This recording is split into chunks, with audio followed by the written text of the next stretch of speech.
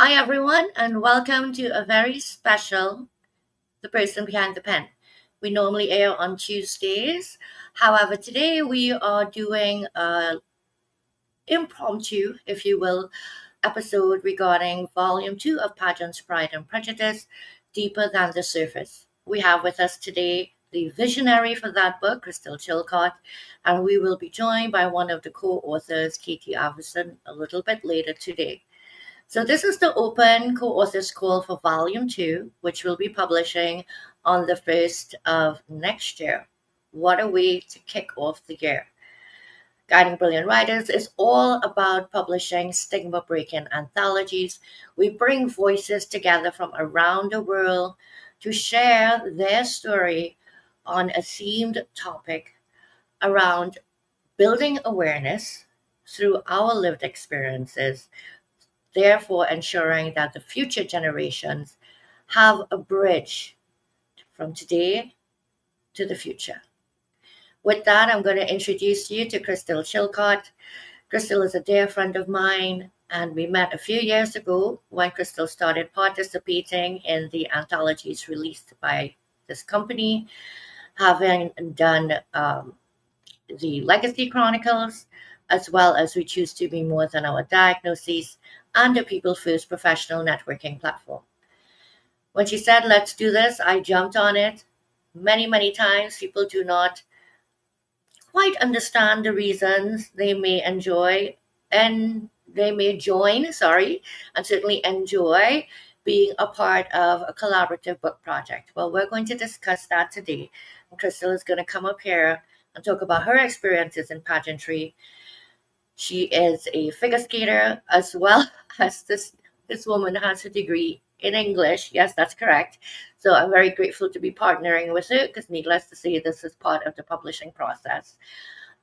She owns her own business. She's a retired teacher and travels the world. I live vicariously through her, needless to say. I'm not a very good traveler. And there is something about Crystal. She has a light about her. When you meet her, there is no way to not see that light at her and naturally want to respond. So you tell me by the end of the show if you feel the same way too. Please welcome to the stage, Crystal Chilcott. Hi, Nick. Thank you for having me and for doing both this event today with me and for doing volume 2 of our anthology. I'm super excited for that. My pleasure. I'm excited too. When we do a stigma breaking anthology, we don't know that a second volume is going to come at that time. We only know this from interest once the book has launched and people are asking if this will be done again. And that's how we decide whether or not we're going to do another in the series. There was so much interest last year, and so many people didn't quite understand what was involved. They had other things going on. I mean, they were like certainly shocked that their pageant sister was saying, "That's it, I'm going to publish." Um, and so now here we are, and I know tons of them are out there in the audience that have already reached out to you and said, "Look, I want to participate in this one," and we want to do a bit of Q&A, if you will. I mean, we post them, but certainly during an organic conversation, questions that we don't think that you might want answered can come up. And this is your opportunity to put those questions in the comments, and we are here to answer them for you. So, Crystal, why don't you start by introducing yourself? I'm Crystal. I've been involved in pageantry since I was 9 years old. So if you haven't read my whole pageant journey, you should pick up volume 1 of our anthology, where I share more about it in there. But I started as a participant, and then now I'm also getting involved in coaching pageants and also judging pageants. So I'm getting a totally different perspective now. And I love giving back to the next generation of pageant queens and pageant participants. But in addition to pageantry, another lifelong interest of mine has been writing. Like Nick said, I have a degree in English and a master's degree in creative writing. But I didn't really have the best experience getting my master's degree. I submitted my final project and they said it sounded like a tween wrote it. And I was like, okay, well, I guess this isn't for me. I guess I'm not going to do this anymore. And then Nick helped me rekindle my love of writing by reaching out for our first anthology, I believe, was the People First Professional Networking Platform, talking about LinkedIn. And I got to share how I use LinkedIn really a lot in the early part of my business and connect with people from all around the world. And then I think we decided this is our fourth anthology now, but we went through all of this writing together over the last few years. So that's a little bit about my journey. And I have so many friends and so many women in the pageant world who say they want to start writing a book. And a lot of people have already written books, but a lot of them want to and they don't know where to start. So I think this is such a great place to start by sharing your story in a chapter. I know you shared with me recently that 82% of people want to publish a book, but less than 1% do. And pageant women are very resilient and resourceful and definitely deserve to be in that 1%. So much to piggyback off of here. So, when we talk about the number of people that want to publish and never do, a big part of that is not understanding what's involved. And oftentimes, what we don't understand can scare us, right? There's a fear. So, let's get in a little bit to the world of publishing. Um, I meet people all the time who have a desire to publish and they just have questions. And, I'm here to answer those questions and put people at ease because knowledge is everything. So there are several ways you can publish. You can do self-publishing through Amazon KDP. You can work with a professional hybrid publisher like myself, or you can do traditional publishing. Traditional publishing is one of the more difficult routes. This is something you need to have an agent represent you with. And 1 to maybe 2% of manuscripts submitted actually ever get signed by a publishing house. Self publish, however, is something that you can learn to do. It is a lengthy process to learn how to do it. And of course, as they say, never edit your own work. So I don't know that you ever necessarily want to be your own publisher. So this is where hybrid publishing comes in. A hybrid publisher like myself, I've now published 18 books, understands the ropes, if you will, and therefore takes that part of the process out of your hands. And what you get to do is focus on writing your story. Now we'll take it before the publishing. The before the publishing is the writing. And I'm really glad that Crystal said that the love for writing was rekindled. I've heard a lot of stories, unfortunately, about people who have started the process of publishing a book or started writing a manuscript and lost their way. It's difficult to sit down and stay accountable to writing a book that's 35,000, 60,000 words. When you do an anthology, you're contributing a chapter.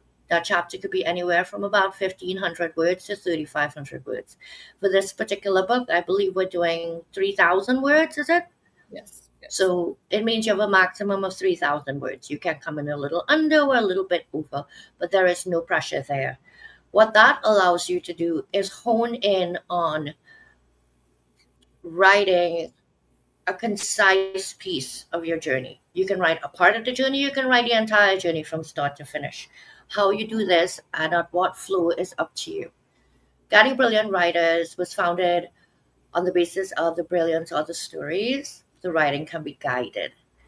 No people, no stories, no stories, no books. So therefore, it always starts with the people. And if I know that everybody who wants to put a story out there is also asking themselves, what makes my story so unique? Why is this so important? The thing is, how many human beings are there on the face of this earth? And how many of us do the same things every single day? But is any one of us actually doing it the very same way? No. Everybody has reasons for what they do. You all out there who are pageant contestants have different reasons you went into pageantry. Some from childhood, some you probably didn't figure out you didn't want to do it until adulthood. Okay, and then there are all the challenges that you face. You all share similar challenges. Maybe some of you have different strengths, so some things did not seem challenging. Maybe you want to be able to encourage young women to consider giving themselves this opportunity if it was ever a dream to be in a pageant. And the same way I am explaining to you how it is quite possible for you to publish your story, you can explain to other young women how it's quite possible that for them to join a pageant. So I'm going to take a breath and I'm going to pass this over to Crystal. I'm going to welcome my dear friend Jackie and my twin sister Lisa Fabric. Thank you so much for being here, ladies. Yes, thanks for joining. I know a lot of the ladies who reached out to me so far about this anthology are very interested in sharing their story, but they don't know where to begin or they don't know what the key parts are. And I think that this is really common. And that's really where Nick and I come in, is to help you decide what the most important parts are. We're a little bit further away from your story than you are, since that's what you're living. So we can help you identify those and choose what's important to share in the chapter. And I think for people who are really just wanting to get started in the world of writing, focusing on one topic like pageantry is a really good way to get that started, because once you start sharing the story of pageantry, you'll start thinking of all these other stories and how they interlapped and what other parts of your life that you want to share in other anthologies, or maybe you want to have your own book as well, which Nick can help you with that too. I know she has a lot of those coming up. But that's really the first, I think, question people ask is, well, I know I have something to share. I know I want to participate, but I don't know where to start. So we usually start off with a brainstorming session and we help go over those and answer those questions. And everyone has a story. And like Nick said, no one's story is the same. I competed in Mrs. Colorado with 30 some other contestants, and we all had a different story of that same experience. Yes.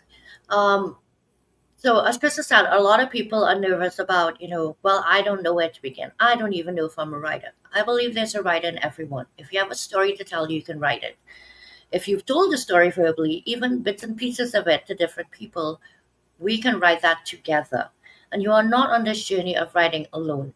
It is an experience that by the time you're done, you should walk away feeling empowered by it enough that you can write anything, anywhere, as long or as short as you like. You are now owning your story in the most public of ways. So one of the things that we do is we have several touch points and meetings throughout the process. We start with a co-author meet and greet, where each person comes, they share a little bit about themselves, they talk about why they chose to participate in this. I cannot tell you how powerful this session is. There are so many times that there's overlap to the point where right after that meeting, participants are connecting because they want to already share their story with someone who is familiar with their path, not having walked the exact path, but familiar with. And that's one of the reasons people share, right? We want to know that we are not alone in this world. I wouldn't say I'm giving away trade secrets because, again, the whole point of a publishing company or somebody like myself who wants to level the playing field for people to be able to publish without freaking out about the cost of it and ensuring that they get, professional services, is to make you feel comfortable once you have made that decision. So I always encourage people to understand their why. Your why could be many reasons. It could be earning money. It could be you want to leave your legacy. You want to make an impact. There are people out there asking to hear your story. There is no right or wrong, in my opinion, but you need to understand your why. That is what's going to continue to be your motivator throughout the writing process. So I always say start at the top of your page in 2 to 3 sentences and write what your why is. That why will then turn into 2 to 3 sentences of what your message is. What is it, the one thing that that reader is going to go away with and know that they learned something? As long as you have those two anchor points, we can put your story together with you. Yes, it is as simple as that. You are constantly um, in communication with myself and with Crystal. As I said, you are not alone. I mean, writer's block is a true thing, I'll tell you that much. So, Crystal, that was a really good question. What other questions do you think, when you think back to your journey and when you started with me writing, what were some of the questions in your mind that you think people out there will want answered? I definitely wanted to know like what the steps were like. So I understood I needed to write a chapter and I knew there were some sort of meetings, but I wasn't really sure of what that process looked like. And it's very hands-on. Like if people have questions, we we last time did a Facebook chat. We'll probably do the same thing on Facebook since most of the women are on Facebook. Have a chat where people can ask questions or if they need clarification. We also have things written out with when the draft is due, when the edits are due back. And that's another thing. One of us will read every chapter and answer any questions or give you some editing suggestions or go over questions like that. So you can submit it without it being what you think is publishable or perfect. You want it to be close to there, but it doesn't have to be totally ready at that point. So after we meet everyone and brainstorm, you can get to work writing.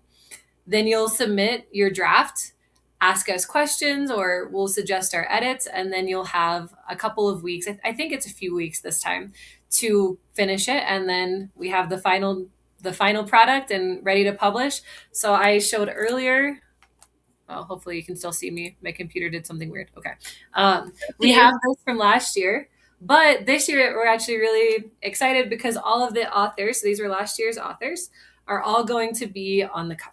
So you will get to have this. You can bring it to your pageant events and buy authors' copies, sign it, and you can sell it as a fundraiser for your pageant or just as another way to make money. And you can also have it on all your pageant bios. Say that you were in this anthology. That's right. So, like Crystal said, after the co-author meet and greet, you will have the opportunity to start working on your draft. You have about 4, maybe 5 weeks to do so, I believe. Then we meet each other and we have a draft discussion. During that draft discussion, you can bring a piece of what you have written with you, and you will have almost like a peer review, if you will. This is where, if we get stuck, this is where we hear people reading other pieces of their chapter, and it may give us some ideas of where we're stuck. Once that is completed, I want to say you have about another 3 weeks to tweak before you hand that actual draft in. Once that draft comes in and we do the edits, after that, you have a very unique opportunity to meet with one of us and do a read through. That is something that I believe is quite specific to guiding brilliant writers, actually. You come in and you either meet with myself or Crystal in this case, as she's partnering on this book with me, and we would actually read that chapter back to you in person while we're working on the same document together. By the time you're done with that, your chapter is pretty much finalized, but you still have a few more weeks to completely hand in the final. We do not want this to be a rushed process. This is like about a 3-month process in it all, right? So we're going to be starting like maybe early October in order to get this book published for the first of the year. So something else she touched on, which was author copies. Um, People aren't always given the opportunity when they work with a hybrid publisher to purchase copies of the book other than retail. So your upfront investment is what is covering what I call the co-author package, right? That's where you're getting everything. Yes, it's the cover design, it's the editing, it's the formatting, it's the time with us, it's the review of your chapter during several steps in the process.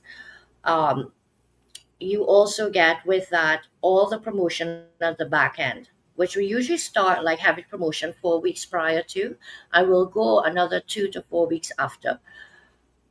Another very individual thing about guiding brilliant writers is we do offer some sort of a royalty structure. A lot of times, books, anthologies, when published, there aren't any sort of royalty structures for the co-authors. We believe it's a win-win. You are investing upfront to do this, and on the back end, you deserve to get something as well for the work that you have put in. Now, where the co-author copies are concerned, you are able to purchase these at cost through me, the publisher, and you can take these, like Crystal said, and do several things. People do book fairs, they take them to events, they give them away to family and friends. They use it as a starting point to kick off several things, whether it is they want to speak at events, they want to do keynotes. A book is credibility, a book is authority. It's so much more, and the whole benefit of it does not start with the writing process. It starts when that book launches. Once that book launches, if you take the right steps, you have the opportunity to turn that book into an Amazon bestseller as well. And being able to do that only lends more authority to the book. So that was to touch on the part with the co-author copies and what you have available to you. Crystal. And welcome, Felipe. Yes. Yes, I know that's a common question too. People want to know the investment to get started as well as what they can earn from it. And typically we have the deposit and then the final payment is due around the same time as the final copy of your draft. But also, we're going to do a pay in full discount this time too. So, if you want to just pay in full, you can get a discount. I know people sometimes say, well, I really want to do it, but I don't have the money right now. Pageant women are great at getting sponsors. I know a lot of people who have been able to get sponsors to pay for their entire pageant. So go hit up some of your best sponsors and tell them you have the opportunity to write in an anthology. Of course, our goal is to get on that bestsellers list. We cannot guarantee that, but that is our goal. So if you share that with your sponsors, I mean, that's a great opportunity as well. And then, yes, the first month of royalties are split between co-authors. Nick and I do not take a cut from that. That is all for you guys. And then you can buy the author's copies and resell. And we're also having a referral discount too. So if you refer one of your Sash sisters or another pageant queen that you know, you can get a discount from that as well. So I know people are going to ask. The initial deposit is $75. The final balance is an additional 400. Or you can pay in full and it's 450 by the end of September and then you don't have to worry about it. Excellent. So, you know, Crystal and I are grateful for anyone out there watching this, because this is also somewhat a structure for guiding brilliant writers, and we're about to publish our 11th anthology, Men, Money, and Mental Health. As I said, we're all around breaking stigmas, and we don't want money to be an impediment to you sharing your story. So a deposit, is something that you do have to come with upfront, but you have quite a few weeks to get the final payment in. Um, Please reach out to Crystal or to myself if you have any additional questions, or if you want to view the co-authors package. So let's talk promotion a little bit. One of the things that you get with promoting is you get a co-author announcement graphic to share. You also get a coming soon graphic to share, launch day, and if we do hit bestseller status, which I will tell you, probably all of my books has landed in the top 20 in several categories. Um, you will also have that graphic. There are videos that are provided as well. Myself and the publishing company Pages push out promotions across 3 platforms. And again, one of the things, oh my goodness, I didn't realize how many things we really do offer. So one of the things we offer as well is right here on the Person Behind the Pen, we do a launch day virtual event where all the authors can come and talk about their story, maybe share an excerpt. The publishing company gives away prizes. Then we help get you on a media tour. And by that, what I mean is you usually put in touch with anywhere from 3 to 6 different show hosts that you can get on their shows as well. So we want you to have an experience from start to finish that when you walk away, you really and truly feel as if these are stepping stones to something more. Crystal, is there anything else you'd like to add?